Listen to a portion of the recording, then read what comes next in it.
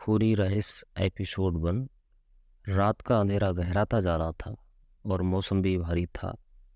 हल्की हल्की बारिश हो रही थी। अजय अपने पुराने घर में अकेला बैठा था, जहां उसकी जिंदगी के बीते पन्ने दफन थे। ये घर उसके दादा की विरासत था, जो अब सुनसान और भुतासा दिखता था। घर की खामोशी में अजीब सा डर था, मानो दीवारों के पीछे कोई राज छिपा हो। अजय एक पत्रकार था और उसे हाल में ही एक रहस्यमय हत्या के मामले की रिपोर्ट करने का काम मिला था। एक धनी व्यापारी श्रीकांत की रहस्यमय तरीके से मौत हो गई थी। शहर में ये मामला जंगल की आग की तरह फैल गया था और लोग अजीब अजीब कहानियां बनाने लगे थे।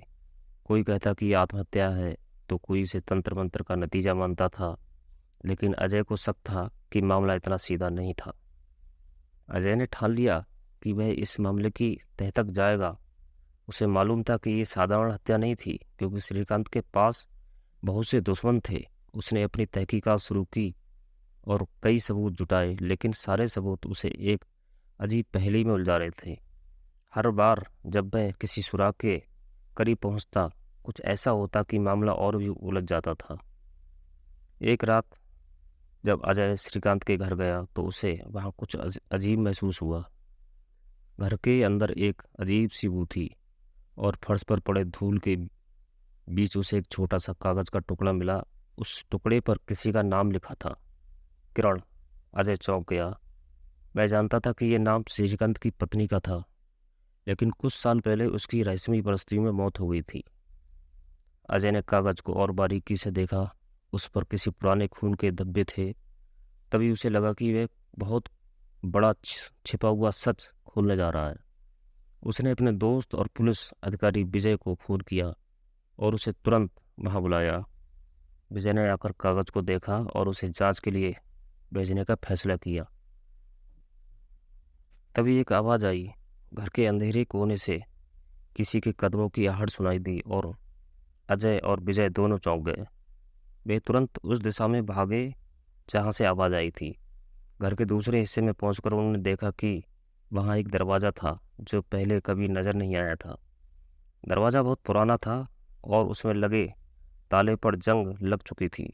विजय ने दरवाजे को खोलने की कोशिश की, लेकिन वह आसानी से नहीं खुला। कुछ समय की मशक्कत के बाद दरवाजा चरमरा कर खुला। दरवाजे के पीछे एक सीढ़ी थी जो नीचे की ओर जाती थी। अजय और विजय दोनों ने एक दूसरे की तरफ देखा और बिना देर किए नीचे उतरने लगे। नीचे एक अंधेरी सुरंग थी और सुरंग के अंत में एक छोटा सा कमरा। कमरे में घुसते ही उन्होंने देखा कि वहां दीवार पर कई पुरानी तस्वीरें टंगी हुई थीं, जिनमें से एक तस्वीर में श्रीकांत और उनकी पत्नी किरण साथ खड़े थे। लेकिन वहां एक और आदमी था, जिसका चेहरा तस्वीर में थोड़ा धुंधला था। तभी विजय ने कमरे में कोने में एक और चीज देखी, एक लकड़ी की पुरानी अलमारी। उन्होंने अलमारी खोली तो उसमें कई पुराने दस्तावेज और एक डायरी मिली। ये डायरी किरण की थी। अजय ने तुरंत डायरी को पढ़ना शुरू किया। जैसे जैसे वह पढ़ता गया, उसकी आंखों में भय और हैरानी उभरने लगी।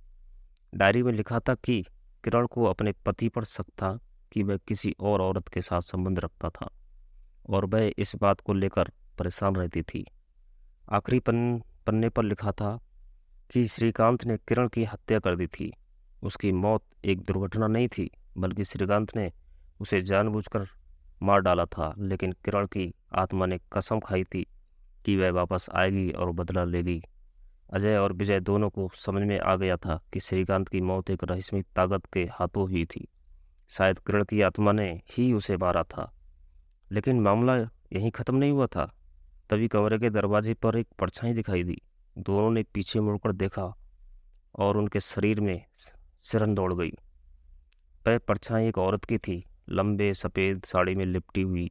उसके चेहरे पर गहरी खरोंचें थीं और उसकी आंखों में जलती हुई लाल थी। वह धीरे धीरे इनकी तरफ बढ़ रही थी। अजय और विजय दोनों हिल भी नहीं पाए। वह औरत किरण की आत्मा थी, जो बदला लेना चाहती थी। कमरा अचानक ठंडा हो गया और हवा में अजीब सी सरसराहट होने लगी। अजय और विजय ने दरवाजे की तरफ भागने की कोशिश की, लेकिन दरवाजा अचानक बंद हो गया। किरण की आत्मा ने कमरे को घेर लिया और उसकी भयावह हंसी पूरे माहौल में गूंजने लगी। तभी कमरे की लाइटें बुझ गईं और एक तीखी चीख सुनाई दी। सुबह जब पुलिस वहां पहुंची तो उन्होंने अजय और विजय को बेहोश पाया। दोनों के चेहरे पर गहरे डर के निशान थे, मानो उन्होंने मौत को करीब से देखा हो।